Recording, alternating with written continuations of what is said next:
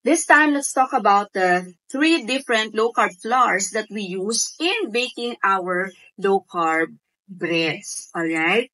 So, for every recipe, magkakaiba yung measurement. Okay? So, namely, the 3 flours that I want to share with you, and then ano yung net carbs nila. We have the coconut flour, we have the almond flour, and we have the lupin flour. Okay? So, in every low-carb recipe ng isang bread, for example, isang bread, magkakaiba talaga yung measurement. So, I'll be using, let's say, a 4th cup of coconut flour. Or kung gagawin ko naman siyang almond flour, I'm gonna use 1 cup of almond flour.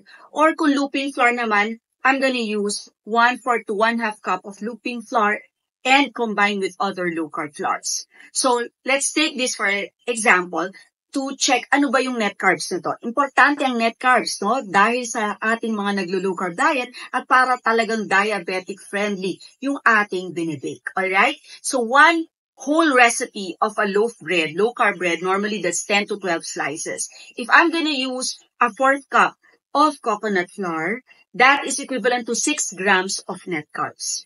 Kung same recipe naman, I'm gonna use 1 cup of almond flour, that's equivalent to 9.6 grams of net carbs.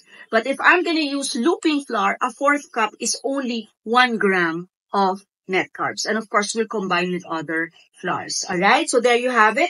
Makita nyo kagad yung net carbs. But of course, hindi lang yun yung mga advantages and disadvantages when comparing the flours. But what is important is that the entire recipe ay pasok sa macros at talagang low carb, legit na low carb siya.